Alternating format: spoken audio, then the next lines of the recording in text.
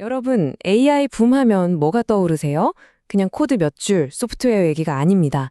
우리가 생각하는 것보다 훨씬 거대한, 아주 구체적인 물리적인 실체를 남기고 있죠. 오늘 이 시간에는 AI가 세상을 바꾸는 그 과정에서 만들어내는 거대한 경제적 그리고 물리적인 발자취를 한번 따라가 보겠습니다. 우리가 매일같이 AI 얘기는 듣잖아요. 그런데 이 엄청난 기술 혁명이 저기 보이지 않는 데이터 센터 넘어 우리 현실 세계에서는 과연 어떤 모습으로 펼쳐지고 있는 걸까요? 네, 바로 이겁니다. AI 붐의 본질은 결국 하드웨어, 인재, 그리고 시장의 지배력을 차지하기 위한 전 세계적인 경주라고 할 수 있죠. 자, 지금부터 그 거대한 흐름을 물리적인 인프라에서부터 시장의 역학까지 하나씩 파헤쳐 보겠습니다.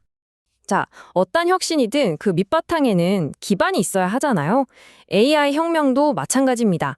그 시작은 바로 우리 눈에 보이는 거대한 물리적 인프라, 그러니까 데이터 센터와 그 속을 꽉 채우고 있는 부품들입니다. 그 시작점은 바로 이겁니다. 고밀도 PCB. 이게 뭐냐면요. AI 서버에 들어가는 강력한 칩들이 어마어마한 양의 데이터를 초고속으로 주고받아야 하잖아요.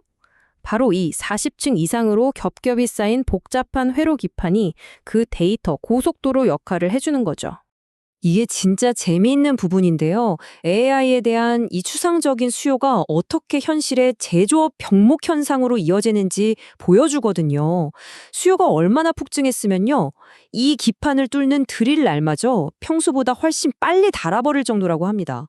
이러니 대만 업체들은 이 수요를 맞추려고 대규모 증설에 나설 수밖에 없는 거고요. 데이터 센터 안에서는 지금 보이지 않는 기술 전쟁이 벌어지고 있어요. 빛을 이용하는 미래 기술이죠. 실리콘 포토닉스. 그리고 아직은 유지보수 비용이 저렴해서 쓸만한 기존의 구리 케이블. 이 둘이 공존하면서 AI의 그 엄청난 데이터 처리 요구량을 감당하고 있는 겁니다. 와, 이 숫자를 좀 보세요. 이게 바로 이 시장에 뛰어드는 게 얼마나 어마어마한 일인지를 보여주는 겁니다. 아마존이 단지 스페인 딱 한 나라에만 투자하겠다고 밝힌 금액이 무려 337억 유로, 우리나라 돈으로 거의 50조 원에 가깝습니다. AI 인프라 전쟁이 얼마나 거대한 자본 싸움인지 느껴지시죠? 자, 이렇게 거대한 데이터 센터라는 뼈대를 세웠으면 이제 그 안을 채울 심장, 바로 엔진이 필요하겠죠? AI의 두뇌 역할을 하는 반도체 칩입니다. 그리고 이 작은 칩 하나를 둘러싼 글로벌 쟁탈전은 우리의 상상을 초월할 정도로 치열합니다. 삼성전자의 최근 움직임을 보면요, 정말 복잡한 체스 게임 같아요. 한쪽, 미국에서는 수율 문제 때문에 생산 계획에 차질이 생겼는데, 다른 쪽, 평택에서는 오히려 인력을 더 투입해서 건설 속도를 올리고 있죠. 동시에 자체 칩 개발로 독립까지 꾀하고 있고요. 정말 다각적으로 움직이고 있습니다. 이 표를 한번 보세요. 각 나라의 전략이 딱 보이지 않나요? 한국은 사람으로, 그러니까 인재 확보를 승부를 보려 하고요. 인도는 새로운 생산기지, 즉 땅으로 떠오르고 있습니다. 그리고 미국은 아예 기술 통제라는 규칙 자체를 바꾸려고 하죠. 그야말로 반도체 패권에 둘러싼 거대한 게임이 벌어지고 있는 겁니다. 자, 지금까지는 껍데기, 그러니까 하드웨어 얘기를 했잖아요. 이제는 그 안을 움직이는 진짜 두뇌, 이 모든 붐을 촉발시킨 AI 모델과 소프트웨어 기업들 쪽으로 초점을 옮겨보겠습니다. 소프트웨어 시정은요, 정말 하루가 다르게 정신없이 돌아가고 있습니다.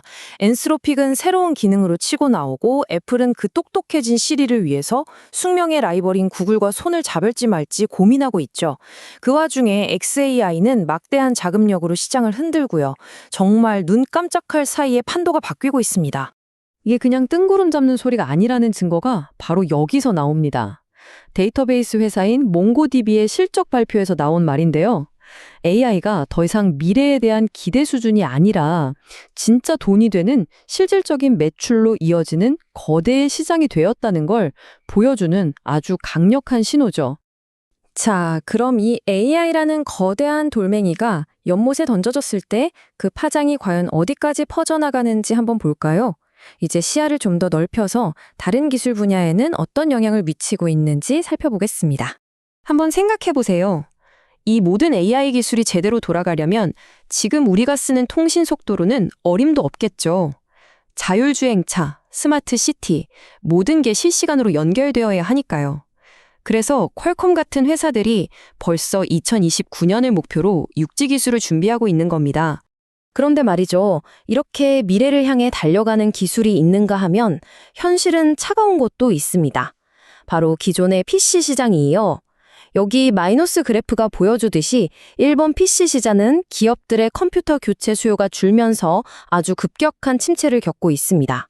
그러니까 PC 시장처럼 이렇게 하드웨어 판매만으로는 성장이 어려워지니까 LG전자 같은 기업들은 다른 길을 찾는 거죠.